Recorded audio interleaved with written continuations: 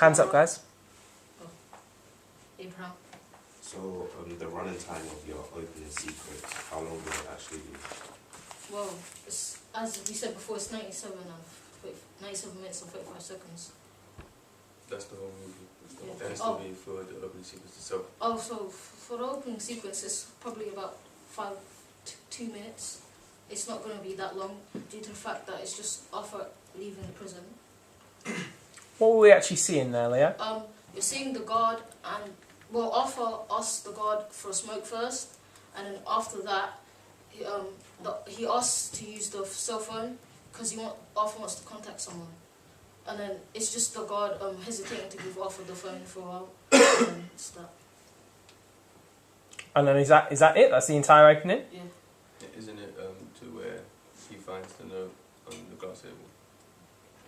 Well, for the first page of the script that I did it was just up to until then. But for your entire opening sequence, what else will happen in there? Well, the guard eventually lets him have the phone, so he calls the girlfriend, but she doesn't respond. And then Arthur goes home to see if there's a note, and to find out there's a note on the table to say his girlfriend's missing. So do we follow him on the bus journey and that kind of stuff as well? Yeah. Lovely. Good answer. Well done. Go on. What made the brother get addicted to cocaine in the first place? Because it was like, at first he just kind of did it as like, he kind of went out to parties, having fun and stuff like that. And then he met his girlfriend who was like quite heavily addicted to cocaine, which kind of got him into the habit of like having to like take it daily. And then it just got to like a point where he was completely addicted and he couldn't live without it. And then at that one point where he didn't have it for a day, he just completely snapped him, which ended up in him attacking his brother. Just. How did the girlfriend get kidnapped? How do you meet the kidnapper and how did she get kidnapped? Well, she knows the kidnapper through the brother, which is her boyfriend, and we don't really know how she got kidnapped. It's just something that happened, something that's never explained. Do you understand what I mean? You know when he came back from prison? Yeah. And you said that he saw a message on the table or something. What did the message say that made him like question what was going on? Well, he questioned it because the note had on the table was an address at where they used to live.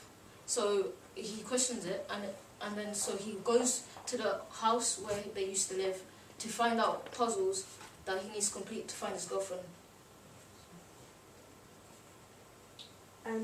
How and when will you show like the themes, and how are you gonna show them in the opening sequence? So in the opening sequence, you kind of get like the feeling of like mystery and stuff like that through like, and puzzles through like seeing the note on the table, being like, oh, it goes to like the old address and stuff like that. So it kind of gets you thinking like, oh, would it be like puzzles in it?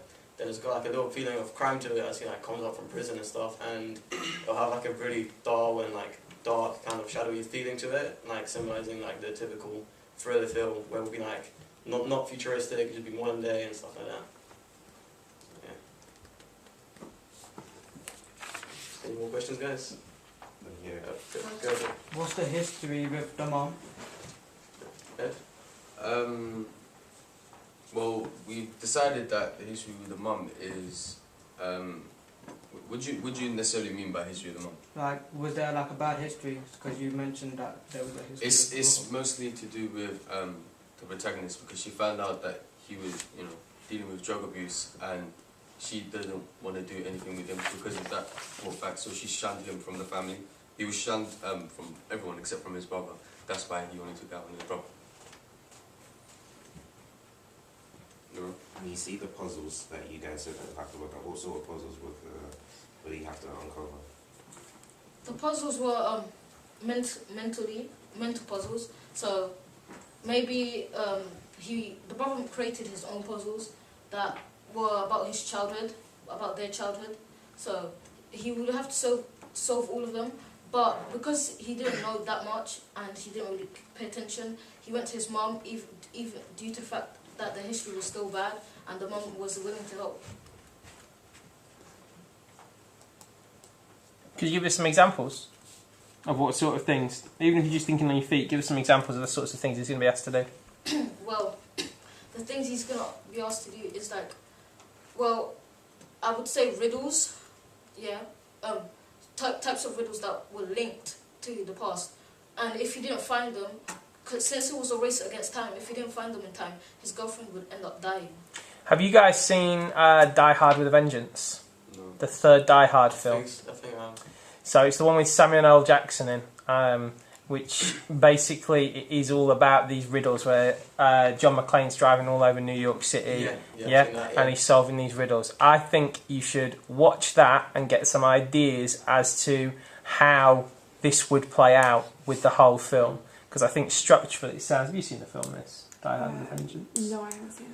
I think it would work well with the sort of ideas that you're talking about. So that's one point for reflection, one thing that you guys should do before we come up with your final ideas. Even if you can watch it tonight, if you can find a copy, that would be good. Any other questions? Go, Jez.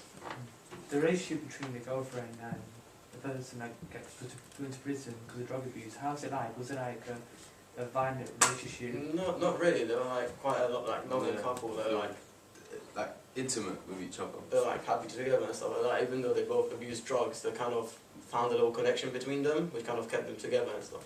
Yeah, because the girlfriend got him into like drug addiction, so I thought there'll be like some Well, kind yeah, of but, violent- like, She didn't get him into drug addiction. They were both already into drugs, but they She's met made they it met a each bit other. worse. Yeah, they met each other through that drug abuse. Okay. Is that it? No more questions? I had a question about your location, so especially the opening sequence, about filming in a prison or some prison type area. What were you kind of thinking? Well, the location is around a prison. I forgot the name. King's Cross. Yeah, King's Cross. prison. Pentonville. And yeah, we're not going inside. We're just gonna make it look like he's walking out from the prison, since we probably don't have enough permission to actually enter the prison itself. And we're gonna be using the house most of the time. Since I did the location recce, it's easiest to answer these questions. So we'll be using my house maybe, or we have a lot of backup locations for the houses, and we're also going to be using vehicles. So most likely a bus, and if we can, as a backup, we would use a car. Okay, that's great. Can I just add to that, miss? Go ahead. If you are filming this prison scene, so there's a conversation he has with a guard. So that's, am I correct in saying that this scene logically would start inside? Well, Not necessarily. I guess we could just get an outfit and dress somebody up to look as like a guard instead of actually going inside the prison, because we probably don't have permission Yeah, so like. since it's the prisons. Well, what I'm... Go on, I Patrick. was gonna say like because the guard is outside, he kind of be like on a break, like smoking himself. That's where like the protagonist Okay. goes Alright. for the cigarette Yep. because he sees the guard smoking. Therefore, he kind of just asks him for a smoke. Yeah. Yeah, that would work. The other thing I was going to suggest is you could potentially shoot some stuff in school.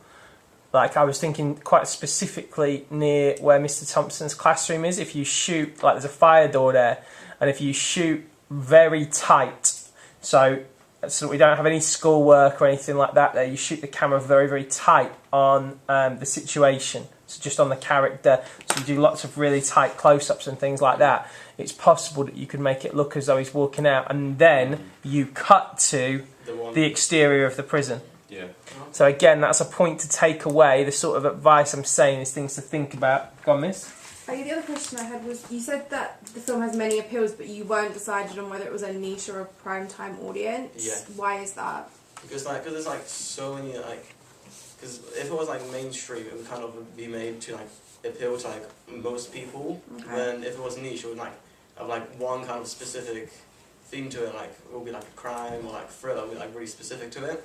But because I want to go like it's a thriller, but it's got like a side of romance to it. It's got a bit of like crime and stuff like that. It's got like little kind of tiny sections in between, which may not appeal to everyone. But then if it wasn't like, it may not appeal to a niche audience. So it's like really difficult to like categorize who would it kind of like fully appeal to, because it might appeal to like prime time because it's got like a bit of everything, or it might appeal to niche because it's like mainly thriller.